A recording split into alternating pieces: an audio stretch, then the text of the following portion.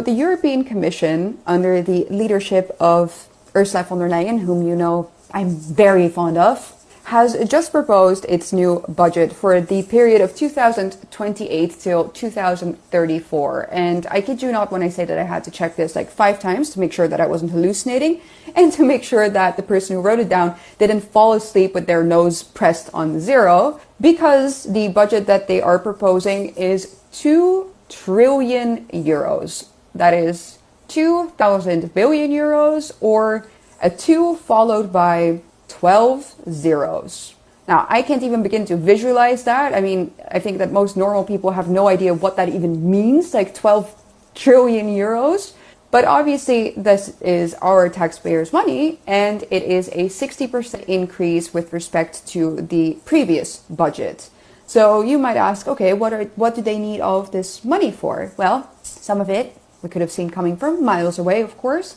They are going to set aside 100 billion euros for support for Ukraine, 130 billion euros for European defense, and 400 billion euros for crisis management. What self-created crisis might that be? Well, you pick one, but they're setting 400 billion euros aside for it, so it should tell you something.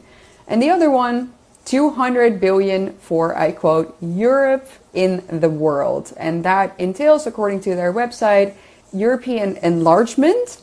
So they're not even hiding that. You know, we all know which country they mean by that. And external action. So that's most likely a ton of money that they're going to spend on foreign aid in countries like, I don't know, countries in Africa, most likely, right?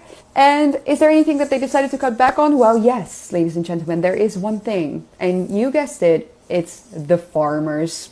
Agriculture is going to be put together with cohesion, whatever that may be, and the funds for those 2 posts are going to be cut in half. So yeah, the one thing that they've decided to not spend as much money on is on the people who provide Europeans with their food. Makes a hell of a lot of sense, doesn't it? I mean, it's totally in line with their destructive agenda. It's totally in line with everything they've done. And it's the very reason why I keep on saying that we will not get anything done and we will not make Europe great again unless we leave the EU. Because what is going to happen now? Germany has already said, oh, no, this is too much for us. The Netherlands is also complaining that it's too much.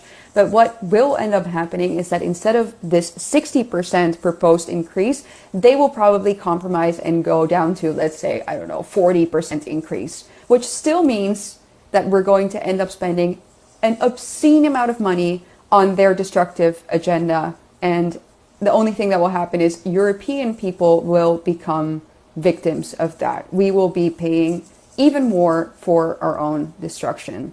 The only answer to this story, I keep on saying it, leave the EU.